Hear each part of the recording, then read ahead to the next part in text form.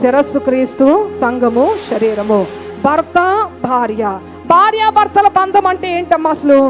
ఈరోజు యవ్వనస్తులకు అంత తెలియదు. యవ్వనస్తులు ఏమనుకుంటారంటే సరదా, సంతోషము, ఇద్దరు చెట్టపట్టాలు వేసుకుని సరదాగా బయటికి వెళ్దాము, లేదంటే షాపింగ్లకు వెళ్దాము, అదే అనుకుంటారు. చూడండి, వివాహం అయిపోయిన తర్వాత, వృద్ధాప్యంలోకి వచ్చిన తర్వాత అన్నిటినీ చక్కబెట్టిన వారి భార్యాభర్తల దగ్గరికి వెళ్ళి అడగండి, వాళ్ళు చెప్తారు భార్యాభర్తలు అంటే ఏంటో.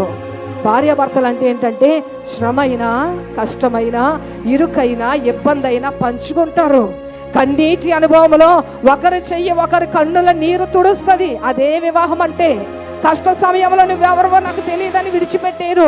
వివాహం చేస్తున్నప్పుడు, వాగ్దానం చేస్తున్నప్పుడు భర్త వాగ్దానం చేస్తాడు, నాకున్న సమస్తము నీదే, నా ఒక్కడిది కాదు, అది నీది, నీకు నాకు సమానము, నేను నిన్ను నా సమస్తమునిచ్చి నేను నిన్ను ఘనపరుస్తానంటాడు. భార్య అంటది, నా యజమానుడా నీకు అన్ని విషయాల్లో నేను లోబడతానంటది, కష్టమైన శ్రమైన నేను విడిచిపెట్టనంటది. అదే వివాహ బంధము.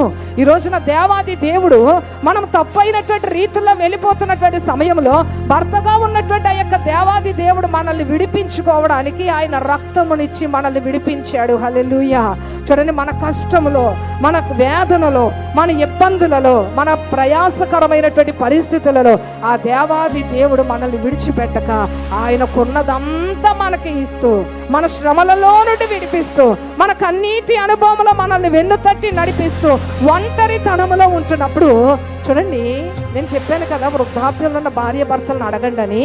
ఆ భార్య భర్తల దగ్గరికి వెళ్తూ ఒకసారి మనకి చాలా ఆనందంగా అనిపిస్తుంది. ఎలా ఉంటుందంటే, ఫస్ట్ ఆనందంగా భార్యాభర్తల జీవితం కొనసాగుతుంది. తర్వాత పిల్లలు వస్తారు. ఆ తర్వాత వీళ్ళ జీవితం ఏమైపోతుంది? త్యాగపూరితంగా మారిపోతుంది. పిల్లల కొరకు త్యాగాలు చేస్తారు. కొన్ని సార్లు ఆకలితో ఉండొచ్చు. కొన్ని సార్లు వారి ఇష్టాలను కూడా పక్కన పెట్టుకుని పిల్లలే సర్వస్వాన్ని పెంచుతారు.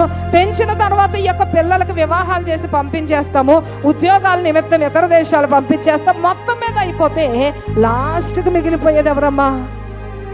భార్యాభర్తలు మాత్రమే. ఈ రోజున దేవాది దేవుడు కూడా తల్లి గర్భములో పిండముగా రూపొందించబడక మునిపే మన చెయ్యి పట్టుకున్న ఆ దేవుడు మన జీవితంలో ఎన్నో బంధాలు రావచ్చు, తల్లిదండ్రులు రావచ్చు, పిల్లలు రావచ్చు, భర్త రావచ్చు, అందరూ వచ్చారు, వెళ్ళిపోయారు. కానీ చివరి వరకు నిజంగా చెప్పాలంటే మనతో వచ్చినటువంటి మన శరీరము కూడా మట్టిలోనికి వెళ్ళిపోతుంది, కానీ మనతో ఉండేది ఎవరమ్మా? దేవుడు మాత్రమే. హల్లెలూయా.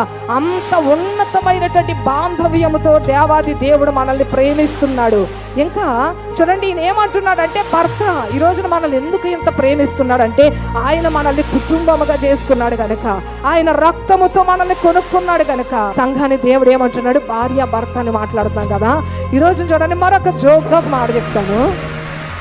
చూడండి, ఈ లోకంలోనంట ఎంత ఉన్నతమైనటువంటి అధికారంలో ఉండినప్పటికీ కూడా ఒక వ్యక్తి మాత్రం అంటారంట, నీకేం తెలియదు, నువ్వు అలా పక్కనుండి నేను చూస్తానంటదంటే ఎవరమ్మా? భార్య. భార్య ఏమంట తెలుసా? అతను ఎంత హోదాలో ఉండనివ్వండి, ఎంత సింహాసనం మీద ఉండనివ్వండి, ఎంత ఆఫీసర్గా ఉండనివ్వండి, ఈమె ఇంట్లో ఉన్నటువంటి హౌస్ వైఫ్ అయినా, చదువు లేకపోయినా ఏమంటది? అయ్యా మీకు ఏం తెలియదు, అలాగుంటాను, నేను చూస్తానంటది. ఎందుకనగా ఆమె యొక్క జీవితంలో భర్త ఎందుకు అలాగనగలిగిందంటే భర్త ఆమెకు అంత అవకాశం ఇచ్చాడు కనుక. నిజంగా భార్యాభర్తల బంధం అంటే అదే. ఈ రోజున భార్యాభర్తల బంధం అంటే తెలియదు. కొంతమంది ఏమంటారు తెలుసా? చూడండి, భార్యాభర్తలు అయ్యుండి వివాహం అయ్యి 20 సంవత్సరాలు 30 సంవత్సరాలైనా నువ్వు నాతో మాట్లాడడానికి నేను నిన్ను ఎక్కడి నుండి తీసుకుని వచ్చాను, నువ్వు ఎంతలో ఉండాలో అంతలో ఉండంటాడు భర్త. అంటే ఆ వ్యక్తికి భర్తగా ఉండే అర్హత లేదమ్మా. భర్తగా ఉండే అర్హత లేదు.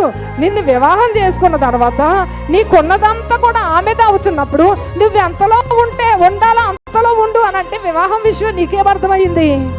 వివాహం విషయమే కనుక నీకు అర్థమైతే నీ భార్యను నీవు సన్మానిస్తావు, నీ భార్యను నీవు ప్రేమిస్తావు. చూడండి, ఆ ప్రేమ యేసు ప్రభు వారిలో దక్కుతుంది. హల్లెలూయా. ఆ యొక్క ప్రేమ ఎంత గొప్పదంటే కొంతమంది చాలా చులకనగా మాట్లాడతారు భార్యల్ని, కానీ ఆ యొక్క ప్రేమ ఎవరికి దక్కుదో తెలుసా? అది నిజముగా భార్య విలువ తెలిసినటువంటి ఆఫీసర్లను చూడండి, వాళ్ళు అంటారు నా భార్య అని చెప్తే అదేనండి. చూడండి, అతనికి అన్ని తెలిసినప్పటికి కూడా ఈ భార్య అంటే ఏమంటే మీరు అలాగ ఉండండి, మీకు ఏం తెలియదు అంటది. ఎందుకంటే ఆ భార్య యొక్క స్థానంలో ఆమెను నిలబెట్టాడు కనుక ఆ యొక్క భర్త.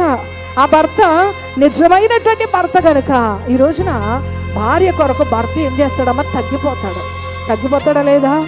నిజానికి ఒక దెబ్బ కొడితే భార్య పని అయిపోతుందమ్మా. శారీరకంగా నిజానికి భార్య స్త్రీ చాలా బలహీనమైన ఘట్టము. అది ఎరిగి భర్త ప్రేమించాలి. దేవాది దేవుడు మనం బలహీనులమని ఎరిగి ఆయన మనల్ని ప్రేమిస్తున్నాడు. మనము పడిపోతున్నా, మనం తప్పిదంలోనికి వెళ్ళిపోతున్నా ఆయన మనల్ని ఓర్చుకుంటున్నాడు, ఆయన సహించుకుంటున్నాడు. మనం తప్పిపోయి అమ్ముడైపోయాం అపవాది చేతుల్లో. అలాంటి పరిస్థితుల్లో అయ్యో నా భార్య నా చేతుల్లో ఉండాలి తప్ప అపవాది చేతుల్లో ఉండకూడదు, నా భార్యకు విడుదల కావాలని ఆ విస్తారమైనటువంటి ప్రేమతో ఆ భర్తగా ఉన్నటువంటి ఆ దేవాది దేవుడు మన కొరకు ప్రాణ త్యాగం చేసి మన భార్య అయినటువంటి సంఘాన్ని మరలా విడిపించుకుని భార్య అయినటువంటి మనకి మరలా హక్కులు ఇచ్చాడు. హల్లెలూయా. దాసిగా కాదు, పనిదానిగా కాదు, నా కుమార్తె అన్నాడు, నీవు నా భార్య అన్నాడు. భార్య అంటే లోకానుసారంగా ఆలోచించకండి. భార్య అంటే భర్తలో ఉన్న సమస్తము భార్యదే. అది ఇవ్వబడినటువంటి భాగ్యం మనకి. హల్లెలూయా, హల్లెలూయా. ఈరోజు చూడండి, ఇంకా భార్య భర్తలో ఒక విషయం మనము గ్రహించుకుంటాం. ఒక మాట ఏంటి అనగా, దేవాది దేవుడు అబ్రహాముతో శారమ్మ గారి గురించి మాట్లాడతాడు. ఏమనగా, శారా నీకు చెప్పిన ప్రతి పని కూడా నువ్వు చేయమంటాడు. ఏమంటాడమ్మా? శారా నీకు ఏం చెప్తే అది చెయ్యి అంటే ఏంటి? మొట్టమొదట నిజానికి శారమ్మే అన్నది నా దాసితో పోమంది. సరే శారమ్మ నువ్వు చెప్పావు కదా పోతానని వెళ్ళిపోయాడు. ఒక వ్యక్తి పుట్టాడు, ఒక బిడ్డ, అదంతా పక్కన పెడితే మరలా రెండోసారి ఆమె చెప్పినటువంటి అదే తప్పిదం వలన మరి తప్పిదం చేసిన వాళ్ళకి కీడు కలుగుతుంది కనుక ఈమె తీసుకున్న తప్పైనటువంటి నిర్ణయం ఇప్పుడు ఈమెకి ఉరైపోయి ఈమె తొక్కబడిపోయి మరలా భర్తనంటది నా ఉసురు నీకు తగలపోదంటది. చెప్పింది ఎవరమ్మా? ఆమె. మళ్ళీ నా ఉసురు తగులుతుంది అనేది కూడా ఆమె. అలాంటి సమయంలో అబ్రహాం ఏమంటాడు, ఏమో పిచ్చి పిచ్చిగా ఉందా నీకు? తప్పు చేయడానికి ప్రేరేపించింది నీవు. ఈ రోజున బిడ్డ పుట్టిన తర్వాత బిడ్డను వదిలేయమని చెప్తే నేను ఎలా వదిలేస్తానని ఆయన తిరగబడవచ్చు. కానీ ఆయన దేవుణ్ణి ఎరిగిన వాడు కనుక, దేవుడి మీద ఆధారపడే వ్యక్తి కనుక దేవాది దేవుడు చూడండి భార్యకు ఎంత ఉన్నతమైన స్థానం ఇచ్చాడో. ఆయన అంటున్నాడు, శారమ్మ చెప్పిన ప్రతి మాటని వినాలంటున్నాడు. వెంటనే ఏం చెప్పాడు? కష్టమే, బాధే.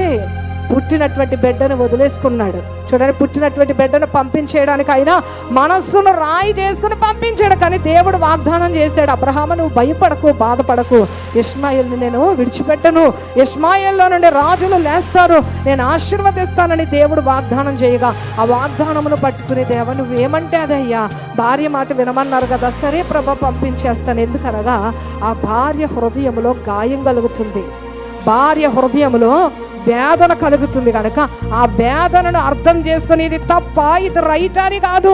ఆ విస్తారమైనటువంటి ప్రేమలో ఈ పాపములు కనబడటం లేదు. ఈ పాపములన్నిటిని కూడా కడిగి వేయడానికి ఆ తండ్రి మన కొరకు దిగి వచ్చాడు. హల్లెలూయా. చూడండి, భార్య కొరకు భర్త ఏం చేస్తాడమ్మా? తన యొక్క ఉద్దేశాలను మార్చుకుంటాడు, తన యొక్క ఆలోచనలను మార్చుకుంటాడు. నిజంగా పరమ తండ్రి అయినటువంటి మనకు భర్తగా పోల్చుకున్నటువంటి మనకు సమస్తముగా ఉన్నటువంటి ఆ దేవాది దేవుడు కూడా మన కొరకు సంఘము కొరకు ఆయన ఉద్దేశాలు మార్చుకుంటాడు. హల్లెలూయా. హిజ్కియాతో సర్వాధికారము కలిగినటువంటి దేవుని యొక్క వాక్కు విడుదలైపోయింది. హిజ్కియాతో అంటున్నాడు, దైవజనుడి ద్వారా దేవుని యొక్క మాట ప్రకటించబడుతుంది, ఇక నీ టైం అయిపోయింది, ఇక నీ ఇల్లు నువ్వు చక్కబెట్టుకో అని చెప్తుంటుండగా సంఘము భార్య. భార్య అంటే ఏంటమ్మా? దేవుని యొక్క శిరస్సుకు ఎవరైతే తల ఒగ్గి శరీరంగా అవయవాలుగా మార్చబడతారో వారే సంఘం. అయితే నిజానికి హిజ్కియా సంఘముగా ఉన్నాడు, దేవుని యొక్క ఉద్దేశాలకు లోబడ్డాడు కనుక ఆయన గోడ వైపు ముఖము త్రిప్పుకుని అంటున్నాడు, ప్రభువా నన్ను ఎందుకయ్యా మర్చిపోయావు? నేను నీ ఎదుటి ఎలాగున్నానయ్యా? నీ కొరకు నేను యథార్థంగా బ్రతికాను కదయ్యా, నీకు ఇష్టమైన రీతిగా బ్రతికాను కదయ్యా, నేను అనేక మందిని నీ వైపుకు నడిపించాను కదయ్యా, ఒక్కసారి నా క్రియలు జ్ఞాపకం చేసుకోయ్యా, నా మీద కనికరపడయ్యా అని గోడ తట్టు ముఖం త్రిప్పుకుని ఏడుస్తుంటే నేను భర్తని మాట విడుదల చేసేసాను అనలేదమ్మా. ఆ భార్య కొరకు ఈయన యొక్క ఉద్దేశమే మార్చుకున్నాడు. ఈయన అంటున్నాడు, మరలా వెంటనే ఆ యొక్క భార్య సంఘము దేవుని యొక్క ఆలోచనలకు లోబడిపోయినటువంటి సంఘం ఏడిస్తే దేవుడు చూడలేడమ్మా. చూడండి, వెంటనే యెషయా ప్రవక్తతో పంపించి హిజ్కియాతో నువ్వు మాట్లాడు, ఇంకొక 15 సంవత్సరాల ఆయుష్కాలం ఇచ్చేసాను అని వెంటనే మాట దేవాది దేవుని యొక్క ఉద్దేశమును కూడా మార్చుకున్నాడు. హల్లెలూయా. ఉద్దేశమును కూడా మార్చుకున్నాడు. చూడండి, యెహోషువ ప్రాంతం చేశాడు. చూడండి, యుద్ధం జరుగుతున్నప్పుడు వెంటనే ఆయన అంటున్నాడు, సూర్యుడా నీవు గిబియోనులో నిలువు, చంద్రుడా నీవు అయ్యానులో ఇలా దిగుమనగానే దేవాది దేవుడు ఆ రోజున అద్భుతంగా సృష్టి క్రమాన్నే మార్చేశాడు సంఘము కొరకు. హల్లెలూయా. యెహోషువ అంటే సంఘం. ఆయన అంటున్నాడు, మీరు ఎవరు ఎలాగుంటారో నాకు తెలియదు, కానీ నా శిరస్సు నా దేవుడు కనుక ఆయన నన్ను కష్టంలో ఉండమంటే కష్టంలోనే ఉంటాను, దుఃఖంలో ఉండమంటే దుఃఖంలోనే ఉంటాను. ఒకవేళ మీరు ఉండలేకపోతే వెళ్ళిపోండి, నేను నా కుటుంబం మాత్రము నా దేవుణ్ణి సేవిస్తామని దేవుణ్ణి శిరస్సుగా చేసుకున్నటువంటి సంఘముగా ఉన్నటువంటి యెహోషువ అంటున్నాడు, సూర్యుడా నీవు గిబియోనులో నిలువు, చంద్రుడా నీవు అయ్యోను లోయలో దిగమనగానే వెంటనే సూర్య చంద్రులు ఆగిపోయారంట. భర్త యొక్క ఉద్దేశమును దేవుడు మార్చుకున్నాడు. దేవాది దేవుడు సంఘమును ప్రేమించేటటువంటి ప్రేమ అంత అద్భుతంగా ఉంటది. హల్లెలూయా. ఇశ్రాయేలీయులు ప్రయాణం చేస్తున్నప్పుడు ఇశ్రాయేలీయులను బిడ్డలుగా భార్యగా సంఘముగా ఏర్పాటు చేసుకొని విస్తారమైన ప్రేమను పంచి నడిపిస్తుంటుండగా వారికి మార్గ మధ్యలో ఒక ప్రమాదం ఎదురయ్యింది, ఒక కష్టం ఎదురయ్యింది. ఏంటి అనగా ఎర్ర సముద్రం అడ్డైపోతున్నప్పుడు చూడండి, వెనుక ఫరో సైన్యం తరిమేస్తున్నప్పుడు ఇరు ప్రక్కల కొండలు, ఎటువైపు వెళ్ళడానికి కూడా వారికి మార్గం లేదు. మార్గం లేనటువంటి పరిస్థితుల్లో దేవాది దేవుడు ఏం చేశాడమ్మా, ఆయన సముద్రానికి హద్దులు ఏర్పాటు చేసినటువంటి దేవుడు ఆ హద్దులను ఆయనే తొలగించాడు. నీటి యొక్క స్వభావమును దేవుడు మార్చాడు. ఆయన ఏం చేశాడు అనగా ఎర్ర సముద్రమును పాయలు చేసి ఆరిపోయిన నేలగా చేయగా ఇశ్రాయేలీయులు హాయిగా నడిచి వెళ్ళిపోయారంట. హల్లెలూయా. భార్య అంటే దేవుడికి అంత ఇష్టము. హల్లెలూయా. అందుకే ఆయన అంటున్నారు, నా యందు మీరు మీ యందు నా మాటలు నిలిచి ఉన్న ఎడల అడగండి మీకు ఏది కావాలో ఇస్తానంటున్నాడు దేవుడు. ఆయన యొక్క ప్రేమను మనం పట్టుకోవాలమ్మా.